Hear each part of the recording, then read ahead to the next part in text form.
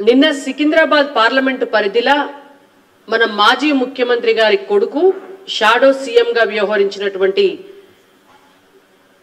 KT Ramarao, నిజం చెప్పాలంటే తుపాకి రామారావు అని చెప్పొచ్చు. ఆ తుపాకి రామారావు గారు పిచ్చి పిచ్చి మాటలన్నీ కూడా మాట్లాడినారు.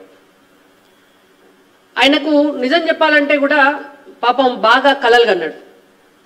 10 ఏళ్ల కింద వాళ్ళ నాయన సీఎం కాగానే ఇక నెక్స్ట్ టర్మ్ వస్తే 2018-19 ఎలక్షన్లప్పుడు తను సీఎం అయ్యే అవకాశం ఉంటుంది, వాళ్ళ అధికారంలోకి వస్తే అని అనుకుంటే పాపం 2018 తర్వాత కేసీఆర్ ఏం చేసిండో ఆయనతో జిహెచ్ఎంసీ ఎలక్షన్ల కేటీఆర్ ను ప్రమోట్ చేసి జిహెచ్ఎంసీ ఎలక్షన్లల్లో బాగా వాళ్ళకు సీట్లు వస్తే అదంతా కూడా కేటీఆర్ గొప్పదనం అని చెప్పి ఆయనను సీఎం చేద్దాం అనుకుంటే ఆయనతో జిహెచ్ఎంసీ ఎలక్షన్లల్లో బీజేపీ సీట్లు కొట్టుకుపోయింది 19 తర్వాత.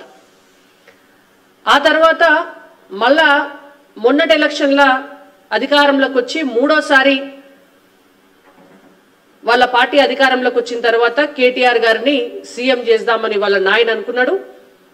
ఎట్లయినా నేను సీఎం అవుతా అని కేటీఆర్ గారు అనుకున్నారు.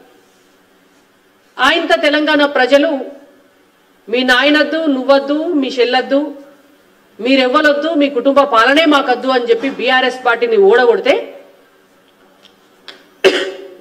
ఆయన కలలన్నీ కలలైపోయి ఇక ఈ జన్మల సీఎం కాలేక ఎట్లా నా గతి అని అనుకొని మతి భ్రమించి ఇష్టం వచ్చిన మాటలు మాట్లాడుతున్నాడు.